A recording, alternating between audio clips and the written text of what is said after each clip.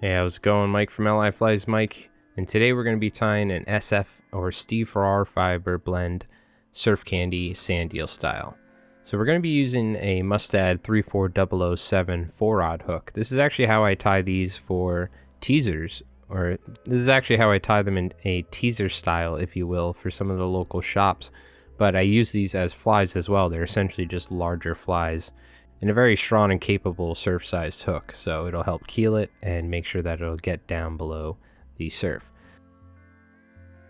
So we're actually going to be using some white saddle hackle here, and we're going to be tying this in flat wing style and just making sure that it lays down flat, nice and neat, and I can always tweak the feather if I need to. Now these are larger feathers. They're not what I would necessarily call flat wing quality, but they're perfectly fine for a fly like this. So next we're taking some tan saddle hackle, just one of these, and tying them also flat on top. And now we have a nice flat wing tail, and this is going to allow the hackle to swim nice and freely and have some great action in the water. So taking a note out of Johnny King's book and taking our thread and wrapping it behind the hackle here. This is going to create a little pocket on our flat wing hackle. I've actually never really done this much with flat wing hackle, but I found the results to be really good. So essentially just wrapping our thread behind the hackle and creating a little pillow and then wrapping in front. Next, taking some pearl crystal flash, we're going to take a couple pieces, fold them in half, and then cut them and tie them and put this right on top. And then we're going to follow it up with some Bill's body braid here. This is some pearl Bill's body braid, or any flat diamond braid you can use really. And we're just going to tie this in and wrap it forward. Not worrying about super glue because we're going to coat the whole body with UV resin.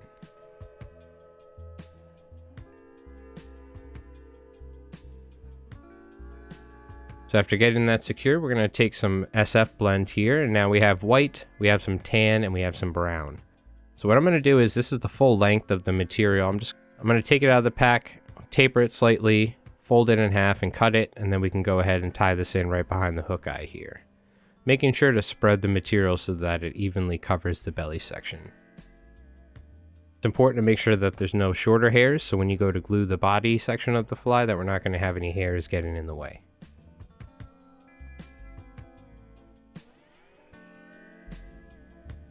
So next, taking some tan SF blend here, we're going to take a small amount of this and tie this, making sure it's almost the length of the hackle.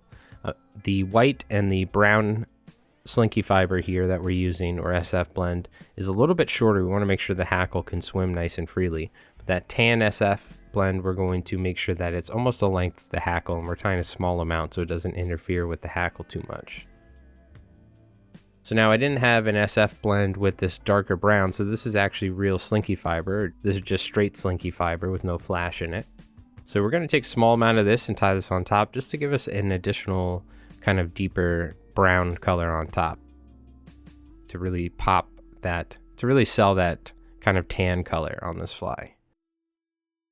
So taking some silver lateral scale here, if you look at sand eels, they have a silver stripe on them.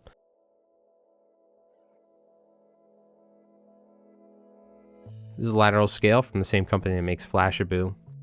And we're going to take this, I'm just going to cut the lateral scale in half. I'm going to tie it to where it's essentially laying right even between the white and the tan section of the body. So we have that nice lateral line.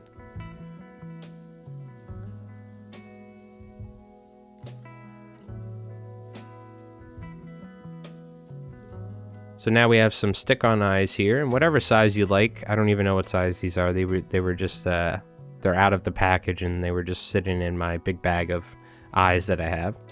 So I'm just going to take some super glue and put this on here, and I do this to make sure that the eyes don't lift off while we're gluing the fly. It also allows me to then press the eyes together to make sure that these eyes kind of stick somewhat to the material so that they're not flared out and we can get a nice even body. So now one thing I will say is, you can see we do have a couple loose stragglers here. This is one of the reasons why you try to get as much of that shorter hairs out of the way. So taking the medium UV resin and holding the material somewhat firmly to where we can get the profile that we like, we're going to work the UV resin, and what I found over the years is that rolling my bodkin away from the fly helps when there's excess material, because if you run that bodkin all the way back, you're going to catch some of those loose hairs. and then they're going to fold around. You're going to get UV resin on your hands, on your vise. So if you actually take the bodkin and roll it and pull it away from the fly at the same time, roll it back towards the hook eye, you can keep some of that excess resin on and then go back to the front and work your way back. I will say this SF blend is much crinklier, I will say, or it isn't as smooth of a material as the Supreme hair. So you'll see here, it takes quite a lot of coats to get a nice even finish. It's really personal preference, and I don't think the fish care, but it takes us about 4 coats here, you're going to see, to get a somewhat even finish to the body. So after taking our UV light and curing that and making sure that it's nice and secure so we don't need to worry about the material moving too much, we're going to take our second coat here of UV resin and just apply this and then spread it around.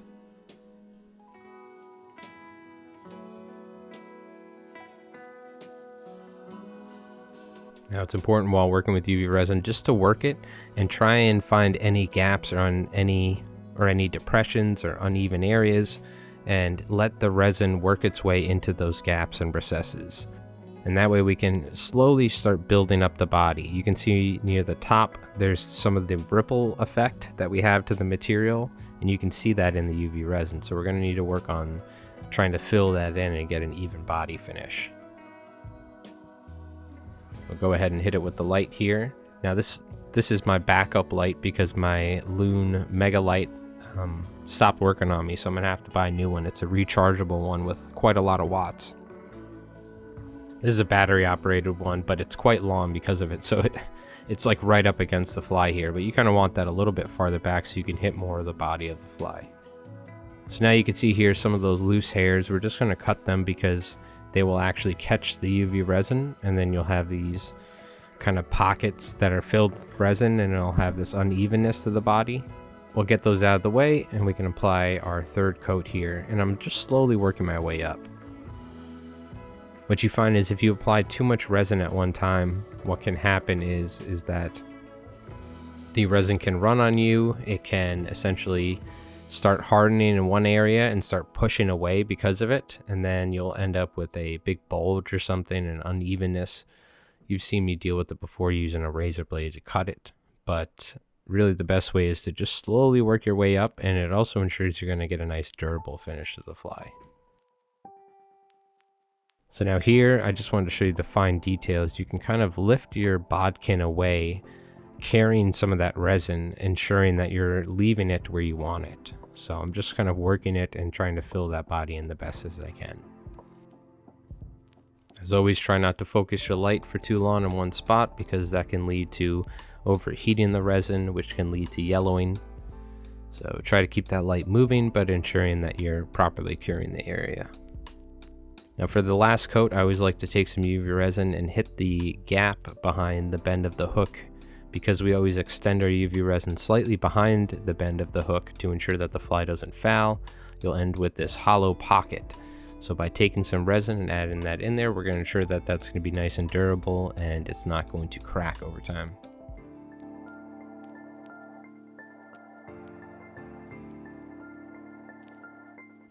So again, just taking my bodkin here and trying to get as even of a finish. You can see me lifting the bodkin, especially up top here, trying to work that resin up towards the top, lifting my bodkin away, so that way I can essentially leave that resin where I want it. And the medium resin has enough viscosity where it won't move too quick, but it also moves quick enough to where it'll somewhat flow. So you just got to move the vise at times if you're worried about it. And we'll go ahead and hit it with the light here. And this thing's just about ready to fish. Now this lateral scale, this is an older pack of lateral scale. And what I find is because I put a little too much pressure while pulling the material back to ensure the body was the way I like it, it was curling on me. But by pulling it back a little bit, it straightened out. And once I started fishing, it wasn't an issue.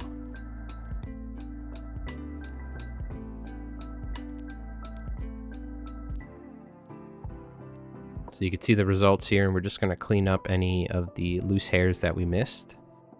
And we'll take a look at this fly real quick, and then I'm going to go take it and fish for a little bit. Again, it's really hard to get a really even body on these, and it's partially due to the way that the slinky fiber and the SF blend and essentially how crinkly the material is. But that being said, the fish shouldn't worry too much, and I've sold quite a lot of these to some of the local tackle shops, and the surf casters love using these as teasers, particularly in olive and white, but I'm quite fond of the tan and white myself. So I've pretty much been fishing every day for the past week or so. We've had tons of wind, upwards of 15 to 20 miles per hour from the southwest here on Long Island, and the beaches have been horrendous. We're actually going to be including a ton of that footage in our discussion about fly fishing for striped bass from shore, or fly fishing the surf for striped bass, I should say.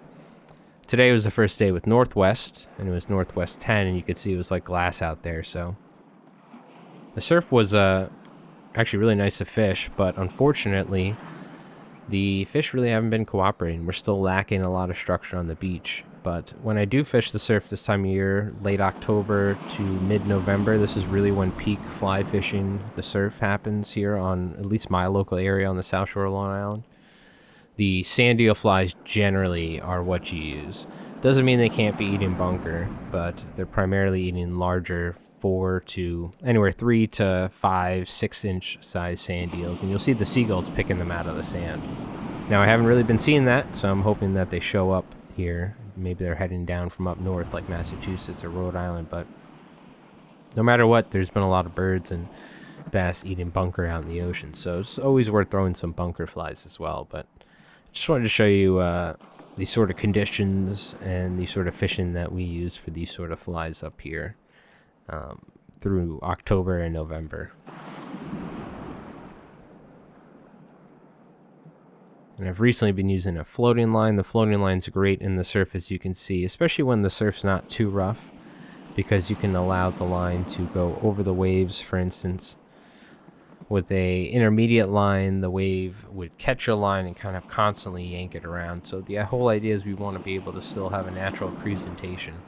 So that's where having a floating line helps, because you can allow the line to go over the waves, pause, and then you can go back to fishing the fly and stripping it the way that you like.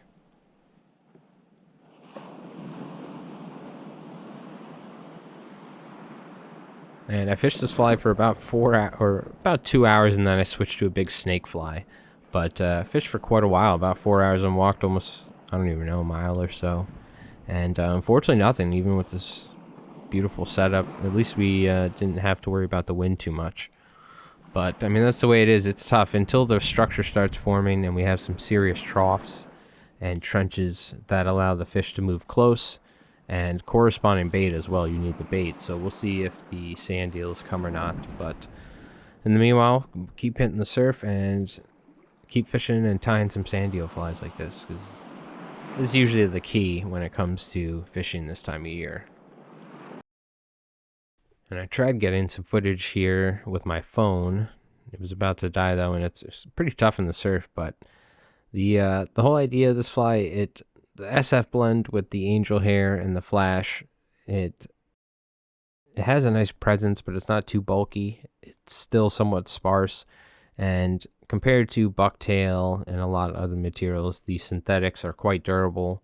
So the fly will last quite a while, because as you can see, today's a nice day, for instance, but when it's really rough out there, flies get, it's a real test for how durable they are or not when you're out there fishing in the surf. So, but this fly has worked quite well for me with the fly rod, and especially with the spin rod for a lot of my customers. So, all right, well, there we go. That's the SF blend sand eel candy. Great teaser and fly that you can use for striped bass as well as other species in the surf and in the bays and elsewhere. Well, my name is Mike from LI Flies Mike. Hopefully you enjoyed this video.